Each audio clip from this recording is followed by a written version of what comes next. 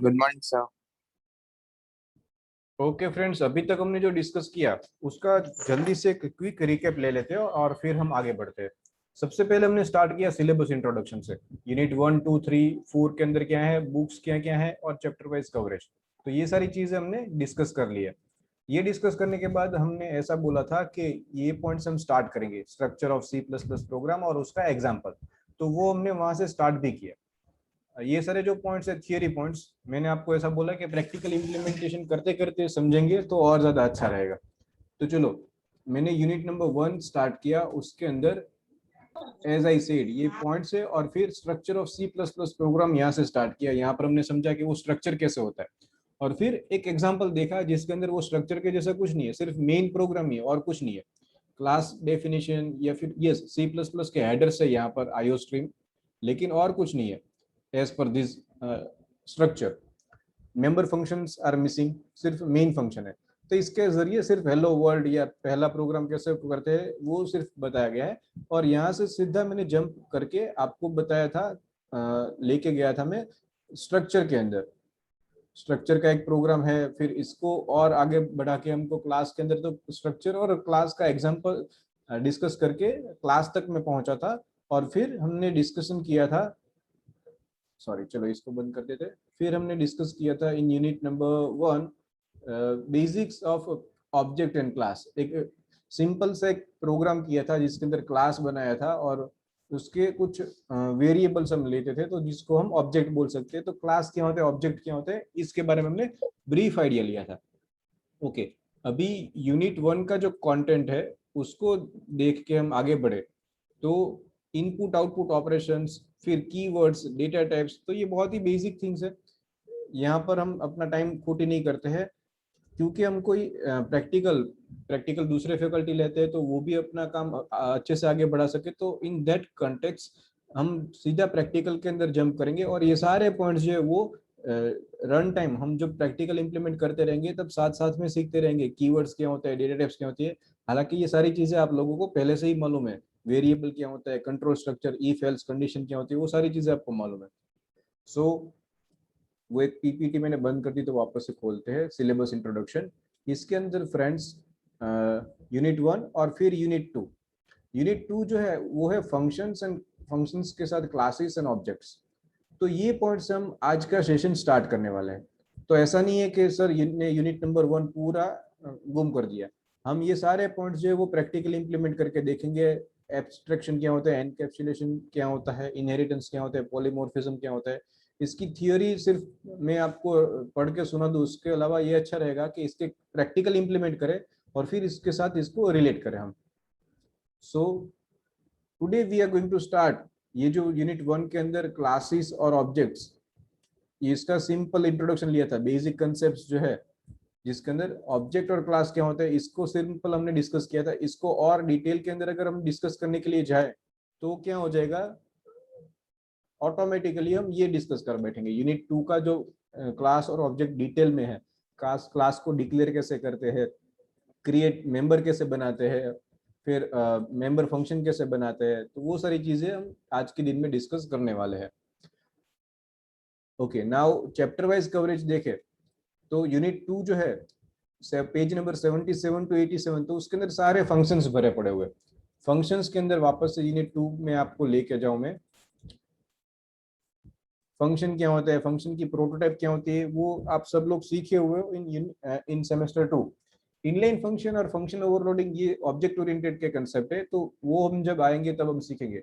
लेकिन अभी फंक्शन क्या होता है वो मुझे आपको सिखाने की जरूरत नहीं है कि उसका रिटर्न डेटा टाइप होता है, फंक्शन का नाम रहता है, फिर ब्रैकेट के अंदर उसकी आर्ग्यूमेंट होती है तो उसको फंक्शन का प्रोटोटाइप या सिग्नेचर बोलते हैं।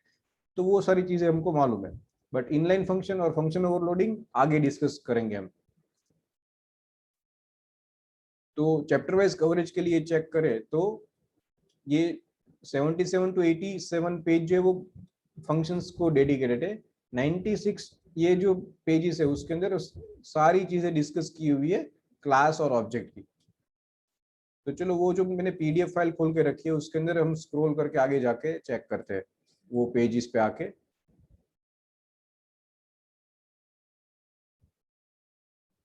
बहुत आगे निकल गया।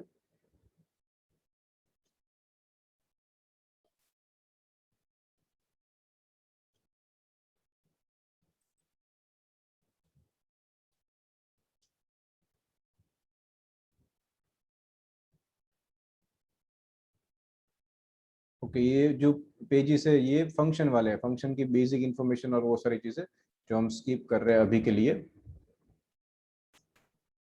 फंक्शन क्या होता है, मेन फंक्शन क्या होता है, तो you know all this things very well.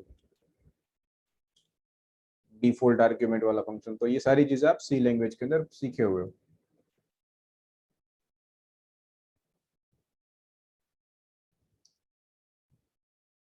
Okay, ये समरी चला गया।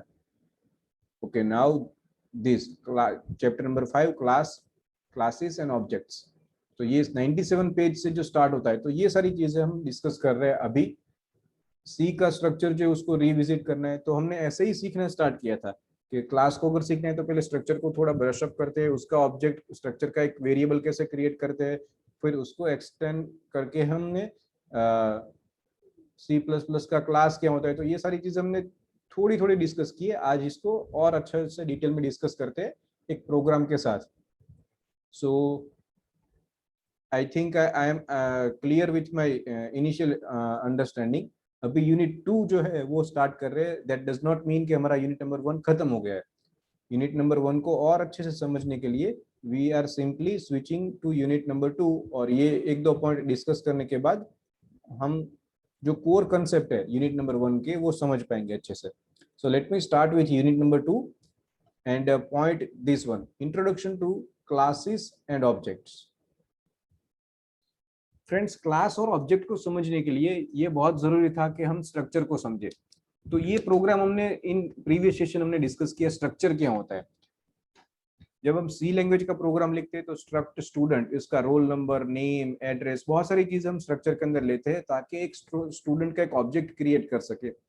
अगर मुझे स्टूडेंट का रोल नंबर स्टोर करना है तो इंटीजर रोल नंबर, अगर मार्क्स स्टोर करने तो इंटीजर मार्क्स, ऐसे सेपरेट सेपरेट वेरिएबल्स में ले सकता हूँ। लेकिन स्टूडेंट की सारे कोई एक पर्टिकुलर स्टूडेंट की सारी इंफॉर्मेशन मुझे एक ही जगह एक ही वेरिएबल के अंदर स्टोर करके रखना है, तो ऐसा सोच के स्ट्रक्चर का इन्वेंशन हुआ। तो स्ट्रक्चर बहुत अच्छे से काम करता है। ये इसके अंदर एग्जाम्पल के लिए दो ही चीजें रखी हुई है, वेरिएबल्स। लेकिन और भी बहुत ज्यादा आपने जब प्रोग्राम किए थे तो आपने बनाई थी, बुक का स्ट्रक्चर लिया था, स्टूडेंट का लिया था, ऐसे कार का स्ट्रक्चर लिया था। तो जिस किसी भी चीज का हम एंटिटी का स्ट्रक्चर लेते हैं, उसकी जितनी भी प्रॉपर्टीज रहती है उसके वेरिएबल्स यहाँ पर हम बनाते हैं, और उसका कोई एक ऑब्जेक्ट और वेरिएबल हम ऐसे बनाते हैं, और उसके साथ उसके अंदर वेरिएबल्स के अंदर वैल्यू स्टोर करते हैं, उसको प्रिंट करते हैं, और बहुत सारी चीजें उसके साथ हम करते हैं। तो ये हो गया स्ट्रक्चर सी प्लस प्लस का। लेकिन कैसा है, स्ट्रक्चर की कुछ लिमिटेशन है फ्रेंड्स। स्ट्रक्चर जो है it does not treat its objects like inbuilt data type. मतलब इंटीजर ए बी सी हो गया तो हम ऐसा कर सकते हैं C is equal to A plus B. लेकिन ये student structure, student S, S1 S2 S3, ऐसे 3 वेरिएबल अगर मैंने बनाए हैं ऑब्जेक्ट स्ट्रक्चर डेटा टाइप के, तो मैं ऐसा नहीं कर सकता हूँ S3 is equal to S1 plus S2। अगर ऐसा करूंगा तो हमको एरर मिलेगी कि ये S1 और S2 नॉर्मल इंटीजर वेरिएबल्स नहीं है, जिसको प्लस ऑपरेटर जो है वो समेशन करके S3 के अंदर उसका टोटल जो है वो ऐड करेगा। ऐसा स्ट्रक्चर के अंदर नहीं हो सकता है। हालांकि ये पॉसिबल है इन सी प्लस प्लस के अंदर, क्लास जो है वो ये सब कुछ चीजें इंप्लीमेंट करके हमको देगा। It does not provide data hiding, all data is publicly available. तो वो हमने देखा, हमने जब सी प्लस प्लस का एक बेसिक क्लास वाला एग्जांपल डिस्कस किया था, तो उसके अंदर हमको क्या करना पड़ा था, यहाँ पर क्लास जब लिखा था तो ऊपर मुझे पब्लिक ऐसा लिखना पड़ा था। तो स्ट्रक्चर के अंदर by default everything is public. आप स्ट्रक्चर के अंदर जो कुछ भी डिक्लेयर करते हो वो कहीं से भी मेन फंक्शन में या फिर किसी भी दूसरे फंक्शन के अंदर उसका ऑब्जेक्ट क्रिएट करो और वहां से आप उसको एक्सेस कर सकते हो। तो डेटा हाइडिंग जो फैसिलिटी होती है वो सी स्ट्रक्चर जो वो प्रोवाइड नहीं करता है। लेकिन वो सी प्लस प्लस का जो क्लास हम बनाएंगे उसके अंदर पब्लिक, प्राइवेट, प्रोटेक्टेड, ये सारे मोड्स रहते हैं जिसके अंदर डेटा हाइड अगर हमको करना है तो हम कर सकते हैं। तो ये स्ट्रक्चर को हमने रिविजिट किया, उसका थोड़ा बहुत डिस्कशन यहाँ पर किया। अभी हम आगे बढ़ते हैं। Hello friends, are you with me before I move forward? Yes sir. Yes sir. Okay, अभी क्लास का थोड़ा बहुत discussion. Class and extension to structure, structure का एक्सटेंशन, स्ट्रक्चर जो है उसको और पावरफुल स्ट्रेंथन किया तो इन्वेंट हो गया क्लास, ऐसा हम सोच सकते हैं। Class in C++ supports all the features of a structure. Structure के जितने भी फीचर्स थे वो सारे सपोर्ट करते हैं।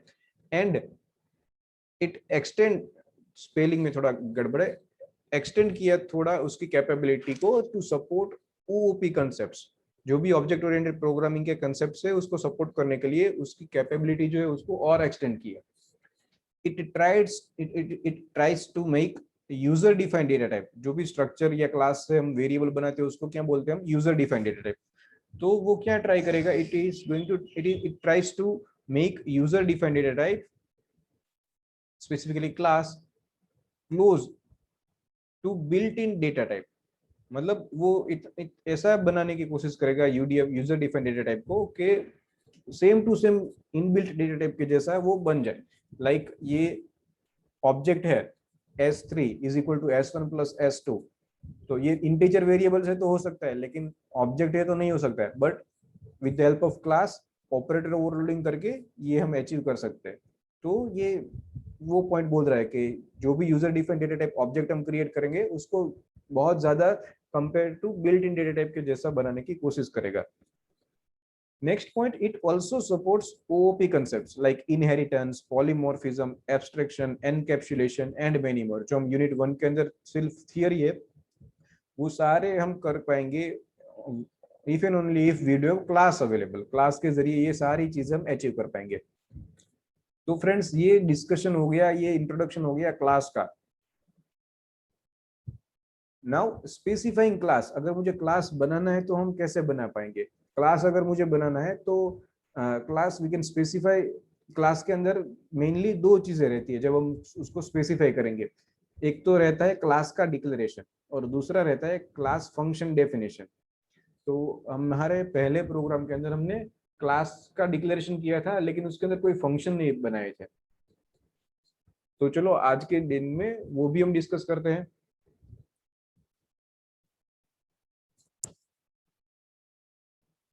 This is a simple class example, ये एक सिंपल क्लास का एग्जांपल है। क्लास आइटम, जैसे स्ट्रक्चर स्टूडेंट था उसको हमने कॉपी करके क्लास स्टूडेंट बनाया और स्टूडेंट के s1 s2 s3 ऐसे वेरिएबल्स या फिर ऑब्जेक्ट्स हम ले सकते हैं। तो सेम वे फ्रेंड्स हम एक क्लास बना रहे हैं जिसका नाम है क्लास आइटम। अभी आइटम a1 a2 a3 या फिर आइटम 1 2 3 ऐसा ऐसे वेरिएबल्स हम बना सकते हैं। तो यहाँ पर ये सिंपल एक एग्जांपल है क्लास आइटम जिसके अंदर दो वेरिएबल डिक्लेयर किए हुए, इंटीजर, ये दो वेरिएबल डिक्लेयर किए हुए, integer roll number, sorry integer number और फ्लोट कॉस्ट, ये दो वेरिएबल्स है। और कमेंट में ऐसा समझाया है कि ये दोनों वेरिएबल्स जो है ना, variable declaration in class by default they are private. मतलब ये दो वेरिएबल जो है ये हम कभी भी एक्सेस नहीं कर पाएंगे। जब भी ये आइटम क्लास का एक ऑब्जेक्ट हम बनाएंगे मेन के अंदर, तो अगर मुझे ये नंबर को एक्सेस करना है तो उसका कोई ऑब्जेक्ट हमने बनाया, say for example item x, तो x डॉट नंबर या x डॉट कॉस्ट ऐसा हम कभी नहीं कर पाएंगे। Why? Because they are private. जो हमने प्रैक्टिकली करके देखा हुआ है वो हमको एरर देगा कि आप इसको कभी एक्सेस नहीं कर सकते क्योंकि ये प्राइवेट है। अभी अगर प्राइवेट है तो ये क्लास को बनाने का कोई मतलब ही नहीं रहता है, क्योंकि क्लास के अंदर जो भी चीज है वो क्लास के बाहर से कभी एक्सेस नहीं कर पाएंगे। Then it will become like a black box जिसके अंदर क्या है किसी को कभी कुछ मालूम ही नहीं पड़ेगा। तो हमको क्या चाहिए कि हमको ये सिक्योरिटी बढ़े इसकी, इसलिए हमको ये इसके जो मेंबर्स है उसको तो प्राइवेट ही रखना है, लेकिन फिर भी अगर बाहर से कुछ कम्युनिकेशन करना है आउटसाइड द क्लास तो हम क्या कर रहे हैं, पब्लिक विजिबिलिटी मोड के अंदर पब्लिक और कॉलन लिखा, मतलब उसके नीचे जितनी भी चीजें वो पब्लिक विजिबिलिटी है, मतलब इसको हम बाहर से एक्सेस कर सकते हैं। तो ये क्या है, ये एक्चुअली में ये दोनों फंक्शन है, फंक्शन नंबर 1 और फंक्शन नंबर 2। फंक्शन नंबर 1 क्या है, इसकी रिटर्न डेटा टाइप वॉइड है, मतलब कुछ रिटर्न नहीं करने वाला है। फंक्शन का नाम है गेट डेटा और ये दो आर्ग्यूमेंट लेता है, इंटीजर ए और फ्लोट बी। दूसरा एक फंक्शन है जिसकी रिटर्न डेटा टाइप है वॉइड, वो उसका नाम है पुट डेटा और वो आर्ग्यूमेंट में कुछ भी नहीं लेता है। तो ये क्या है, फंक्शन डिक्लेरेशन यूजिंग प्रोटोटाइप। ये मैंने फंक्शन को डिक्लेयर किया in class using its prototype. तो फंक्शन प्रोटोटाइप क्या होता है वो हमको मालूम है, इसको फंक्शन का सिग्नेचर भी बोल सकते हैं, ये फंक्शन का प्रोटोटाइप है। मतलब जब भी कभी भी ये फंक्शन बनेगा पूरा तो इसके ऊपर से हम अंदाजा लगा सकते हैं कि ये इसकी रिटर्न डेटा टाइप वॉइड रहेगी, ये नाम रहे और इसको दो आर्ग्यूमेंट चाहिए, एक इंटीजर और एक फ्लोट। सेम वे यहाँ पर कुछ भी रिटर्न नहीं करने वाला है और इसकी कुछ आर्ग्यूमेंट्स भी नहीं है. So we have simply declared this variable functions over here in class. वापस से रिवाइज करते हैं. क्लास क्या होता है वो हमको मालूम पड़ा, स्ट्रक्चर का एक्सटेंशन है. फिर सिंप्लीफाइंग, क्लास को थोड़ा सिंप्लीफाई करते हैं तो हमको ऐसा समझने के लिए आया कि इसके अंदर दो चीजें हो सकती है. क्लास को डिक्लेयर करेंगे और क्लास के फंक्शंस होंगे. क्लास को डिक्लेयर किया तो उसके अंदर उसके मेंबर वेरिएबल्स हो सकते हैं और उसके मेंबर फंक्शन भी हो सकते हैं. तो ये जो है वो मेंबर वेरिएबल है क्लास के. फॉर द सिक्योरिटी पर्पस जो हाइडिंग वाला एक फीचर है हमने आगे डिस्कस किया, तो हाइड करने के लिए ये आउटसाइड वर्ल्ड को ना दिखे, ये सिक्योर रहे, इसलिए इसको प्राइवेट डिक्लेयर किया. लेकिन आउटसाइड वर्ल्ड से हमको कम्युनिकेशन भी करना है तो हम कैसे करेंगे, तो उसके लिए हमने फंक्शन बनाया जिसके जरिए आउटसाइड वर्ल्ड के साथ हम कम्युनिकेशन कर पाएंगे. अभी ये फंक्शन क्या है, कैसे काम करते हैं वो हमको कुछ मालूम नहीं है, इसको डिस्कस करते हैं आगे. So let me move to the next slide. Okay, ये फंक्शन डिक्लेरेशन करके इसको और आगे कैसे बनाएंगे वो डिस्कशन अधूरा है, आगे डिस्कस होगा. लेकिन नेक्स्ट पॉइंट, ऑब्जेक्ट कैसे क्रिएट करते हैं. ऑब्जेक्ट अगर क्रिएट करना है तो दो रास्ते, ये दो अलग अलग चीजें. अगर मुझे ऑब्जेक्ट क्रिएट करना है आइटम क्लास का, तो ऐसा मैं वॉइड मेन के अंदर लिख सकता हूँ आइटम XYZ. तो मेरे पास तीन वेरिएबल बन गए, और एल्स मैं ऐसा बोल सकता हूँ तीन ऑब्जेक्ट बन गए जिसका नाम है X, Y और Z. या फिर जब क्लास का डेफिनेशन क्लास में बना रहा हूँ, यहाँ पर सेमीकोलन करो, उससे पहले मैं इस तरह से लिख सकता हूँ X, Y and Z. तो इस तरह से भी मैं ऑब्जेक्ट को क्रिएट कर सकता हूँ और इस तरह से भी ऑब्जेक्ट को क्रिएट किया जा सकता है. तो ये दो अलग अलग रास्ते हो गए ऑब्जेक्ट क्रिएट करने के. Okay, let us go next. Okay, now accessing class member. Class member को एक्सेस कैसे करेंगे. क्लास मेंबर मतलब क्या, ये सारे जितने भी है ना ये क्लास के मेंबर्स है.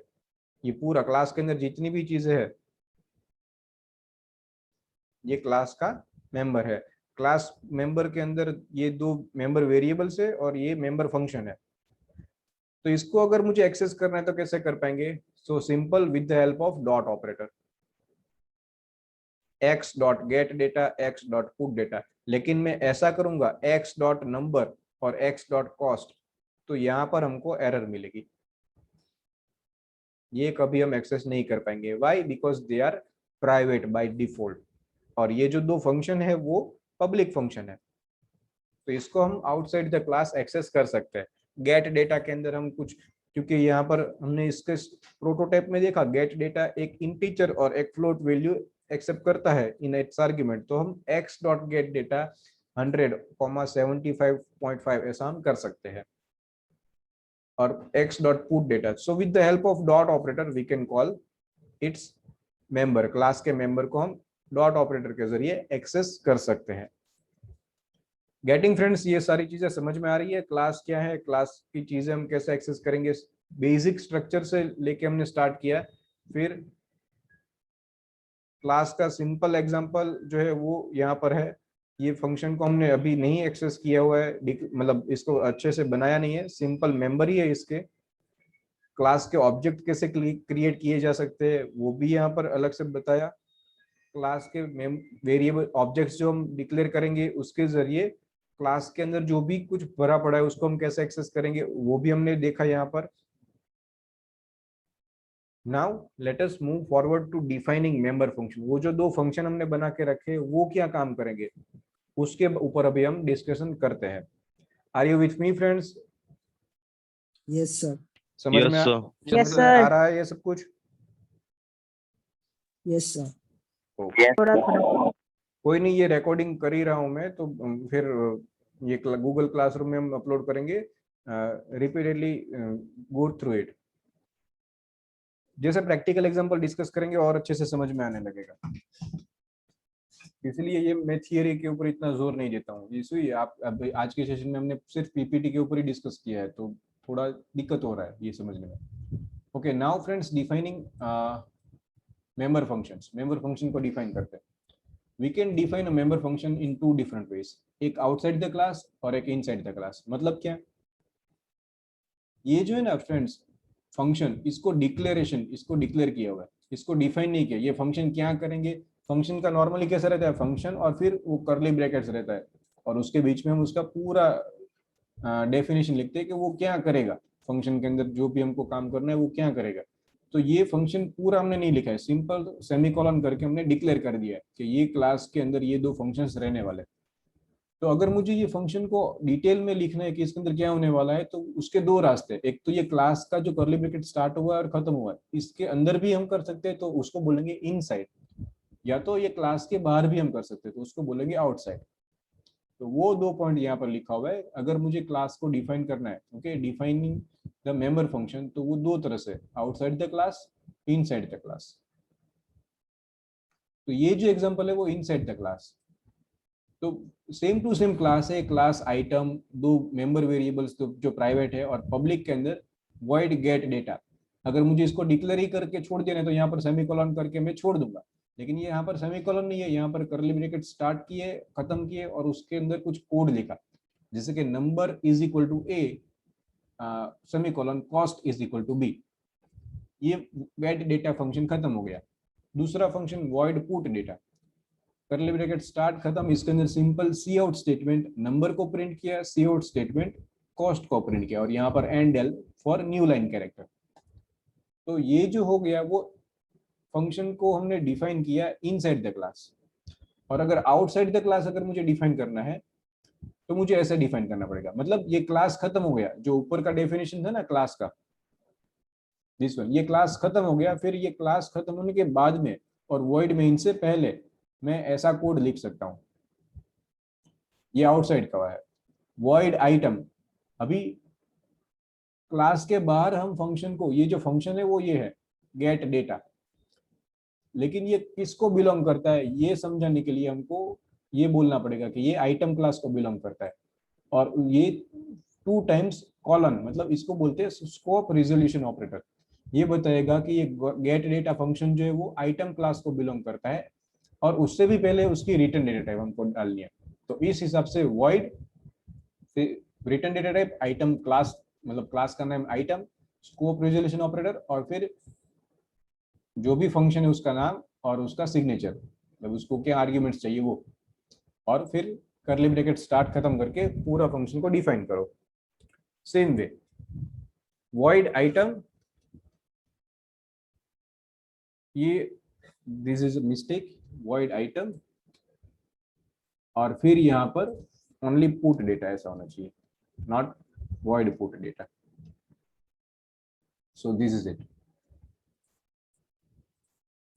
So now it's perfect. तो जब भी हम क्लास बनाएंगे हम दो तरह से उसके फंक्शन को भी डिफाइन कर सकते हैं। ओके, अभी क्लास के बारे में, उसके मेंबर फंक्शंस के बारे में, उसके मेंबर वेरिएबल्स के बारे में हमने बहुत डिस्कशन कर लिया। अभी इसका प्रैक्टिकल इम्प्लीमेंटेशन देखते हैं और ये कैसे काम करता है और मेमोरी के अंदर कैसे सारा कुछ ऑक्यूपाई होगा, ये फंक्शन एग्जीक्यूट होंगे तो कैसे एग्जीक्यूट होंगे, क्या काम करेंगे, उसको हम देखते हैं। Okay, so now let me go to the program. ये स्ट्रक्चर का प्रोग्राम तो हमने डिस्कस किया फ्रेंड्स, बेसिक क्लास का एक प्रोग्राम था वो भी हमने डिस्कस किया था।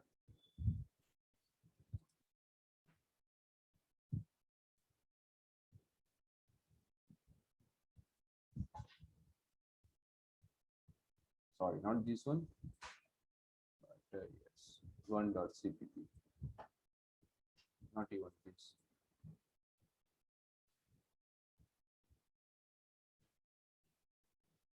Yes, this class and object, ये भी हमने डिस्कस किया था। ये क्लास स्टूडेंट, तो ये रोल नंबर और मार्क्स को अगर मुझे बाहर से एक्सेस करना है तो हमको बोलना पड़ा कि ये पब्लिक है तो हम उसको बाहर से एक्सेस कर सकते हैं। लेकिन नॉर्मली C++ ऑब्जेक्ट ओरिएंटेड ये सारे फंडा हमको एक्सेस एग्जीक्यूट करने हैं, we can not make them public. Public रखना ये रिस्की हो सकता है। अभी आपको लगेगा कि ये रोल नंबर मार्क्स को कोई वॉइड मेन से एक्सेस कर ले तो क्या रिस्क है इसके अंदर, लेकिन ये हम समझने के लिए ये छोटे छोटे एग्जांपल्स ले रहे हैं। लेकिन आगे जाके फ्रेंड्स जब आप लोग बड़े बड़े एग्जांपल्स और बड़े बड़े एप्लीकेशन के ऊपर काम करेंगे तब ये सारे फंडा जो है वो बहुत काम में आएंगे कि कुछ चीजें मुझे प्राइवेट रखनी है, कुछ चीजें मुझे पब्लिक रखनी है, तो वो कैसे रख सकते हैं। तो ऐसा मत सोचना कि ये रोल नंबर और मार्क्स को प्राइवेट कर देने से क्या फर्क पड़ता है या पब्लिक रखने से क्या फर्क पड़ता है. So let us go and discuss this particular example. Friends, इसके अंदर क्या है, हमने जो पीपीटी में देखा वो क्लास है, class item, integer number, float variable, float data type का पोस्ट. तो ये दो हमने वेरिएबल्स लिए हुए इसके अंदर. और पब्लिक विजिबिलिटी मोड के अंदर void get डेटा और void put data, that's all. और ये हमने क्या किया हुआ है, डिक्लेरेशन नहीं किया है, डिक्लेयर करके डिफाइन भी किया हुआ है. इनसाइड द क्लास डेफिनेशन है ये. और फिर void में क्लियर स्क्रीन आइटम x, मतलब आइटम क्लास का एक वेरिएबल हमने ऑब्जेक्ट क्रिएट किया x, फिर x dot gate data, x dot put data. और यहाँ पर 100 हमने वैल्यू पास की और 70.75 दूसरी वैल्यू पास की, मतलब नंबर और कॉस्ट के लिए दो वैल्यू हमने पास की. और फिर x dot put data function को कॉल किया. तो पुट डेटा फंक्शन ये दो वैल्यूज को प्रिंट करेगा get ch. That's all, simple. इसको एक बार एग्जीक्यूट करके देखते हैं और फिर वापस से इसको डिस्कस करेंगे और ये कैसे काम करता है वो डिस्कस करने की कोशिश करेंगे. So let me open Turbo C++.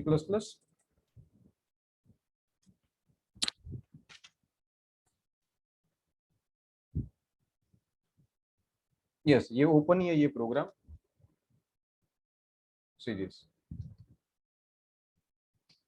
Class item, ये दो प्राइवेट मोड के अंदर नंबर और कॉस्ट, पब्लिक के अंदर हमारे पास ये फंक्शन है. ये कैसे काम करते हैं हर एक ऑब्जेक्ट के लिए ये मैं आपको इलिस्ट्रेट करके दिखाऊंगा. और ये कोड जो हमने नोटपैड के अंदर डिस्कस किया है. Let me press F9. There is no warning, no error. Now let me simply इसको रन करते हैं. Control F9. सी, अभी ये क्या हुआ एक्चुअली में, 100 और 75 है क्या, कैसे ये वैल्यू को इनपुट में लिया, कैसे आउटपुट में प्रिंट करके दिखाया. तो चलो इसको डिस्कस करते हैं.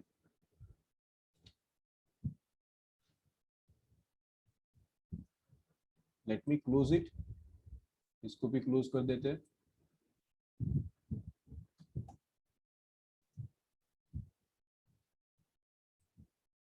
ओके फ्रेंड्स, मैंने ये व्हाइट बोर्ड शेयर किया, आप लोग देख सकते हो white board. Yes sir. Okay yes sir.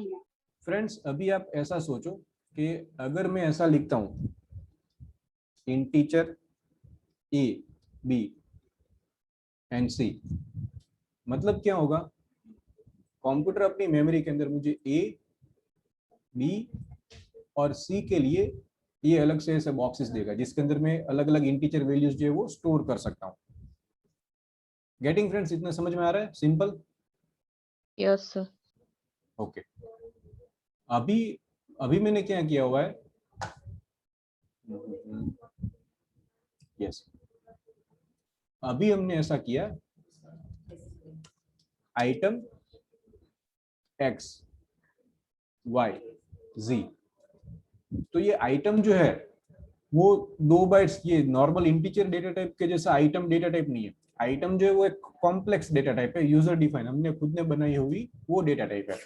ये इसका अगर मैं मेमोरी स्ट्रक्चर ड्रॉ करने के लिए जाऊं तो इसके अंदर कैसा होगा, फॉर X ये एक ऐसा बड़ा सा बॉक्स बनेगा जिसके अंदर दो और अलग से बॉक्स रहेंगे.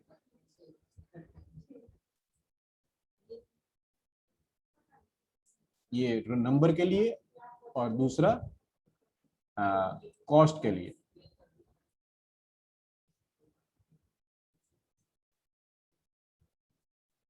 Like this.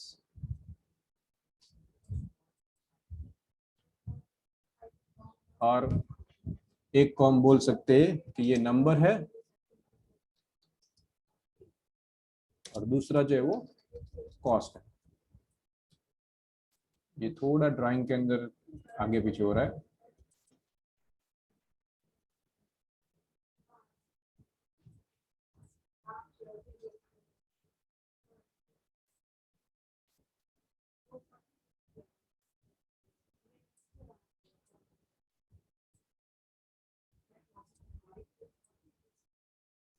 सो इस तरह से आप देख सकते हो फ्रेंड्स, ये जो है जैसे ए के लिए 2 बाइट्स, बी के लिए 2 बाइट्स, सी के लिए 2 bytes, same way only x, एक अकेले एक्स के लिए इस तरह से नंबर और कॉस्ट, ऐसा मेमोरी रिप्रेजेंटेशन है। और क्लास का जो स्ट्रक्चर है उसके अंदर कैसा है कि ये सारी चीजें प्राइवेट है, सो आउटसाइड द मेन में तो इसको एक्सेस ही नहीं कर सकता हूँ। तो क्या होता है, हमने एक ये एक्स है सेम टू सेम, इसका पूरा कॉपी करके दूसरा एक ऑब्जेक्ट बनाया तो उसको वाई बोला, सेम टू सेम ये पूरा मेमोरी रिप्रेजेंटेशन उसका तीसरा बार कॉपी करो तो एक्स वाई जी, इन तीनों के लिए अंदर एक्स डॉट रोल नंबर और X dot cost, same way Y dot,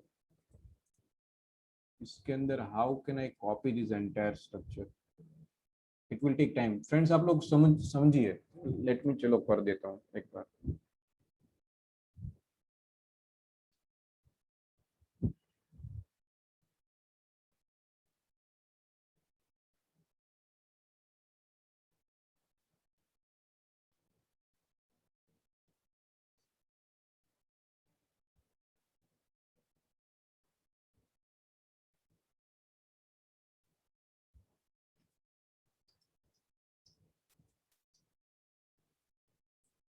okay, ये x के लिए ऐसा हो गया, y के लिए हो गया ऐसा, तीसरा मैं z के लिए भी बना सकता हूँ। अभी ये x का जो नंबर है उसके अंदर मुझे वैल्यू कॉपी करनी है तो क्या करूंगा, y का जो नंबर है उसके अंदर मुझे कुछ ना कुछ वैल्यू इंसर्ट करनी है तो मैं क्या करूंगा, तो उसके लिए हमने जो फंक्शन बनाया गेट डेटा, तो जब भी मैं ऐसा कॉल करूंगा x डॉट गेट डेटा, और उसके अंदर मैंने कुछ वैल्यू पास की, से फॉर एग्जांपल 100,70.75, तो x dot gate data function के अंदर हमने क्या लिखा हुआ है, वो जो फंक्शन है उसको मालूम नहीं है कि उसको x कॉल करेगा, y कॉल करेगा या z कॉल करेगा।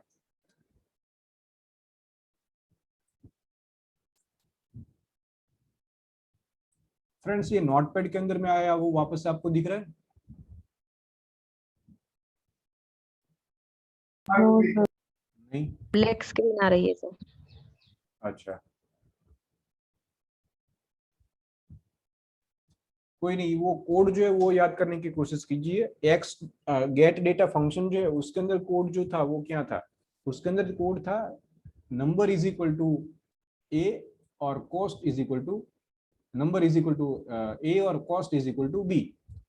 तो x अगर वो फंक्शन को कॉल करता है तो उसके अंदर जो वैल्यूज है वो इनिशियलाइज होगी।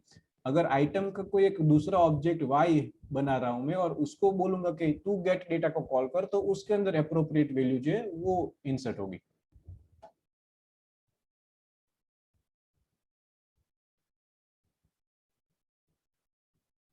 Let me share this screen. अभी स्क्रीन दिख रही है फ्रेंड्स? ब्लैक नो सर, ठीक है, अब दिख रही है। अभी नोटपैड का कोड दिख रहा है आपको? Yes sir. Yes sir. तो अभी देखिए फ्रेंड्स, अभी इसको समझने की कोशिश कीजिए। इसके अंदर मैंने लिखा है number is equal to A और cost is equal to B. तो कैसे काम करेगा ये कि गेट डेटा को कौन कॉल कर रहा है, एक्स कॉल कर रहा है, तो एक्स का जो मैंने वो मेमोरी रिप्रेजेंटेशन आपको दिखाया फ्रेंड्स, 1 मिनट के अंदर अंदर ये मीटिंग एंड हो जाएगी। कोई एक स्क्रीनशॉट, लॉन्ग स्क्रीनशॉट लेके ग्रुप के अंदर पोस्ट कर दीजिए। एक्स के और वापस से ज्वाइन होना, थोड़ा एक्सप्लेनेशन हम इसका डिस्कशन जो वापस से क्लियर करेंगे, और 2 मिनट के अंदर अंदर ज्वाइन हो जाना फ्रेंड्स, इसको कंटिन्यू करेंगे हम। और 5-7 मिनट का ही एक्सप्लेनेशन बाकी है और फिर ये प्रोग्राम का एक्सप्लेनेशन खत्म हो जाएगा। स्क्रीनशॉट ले लिया किसी ने? हाँ सर, जय ने भेज दिया। ओके चलो, मैं ये मीटिंग बंद कर रहा हूँ, वापस से सेम लिंक के अंदर ज्वाइन होना है फ्रेंड्स। Okay sir.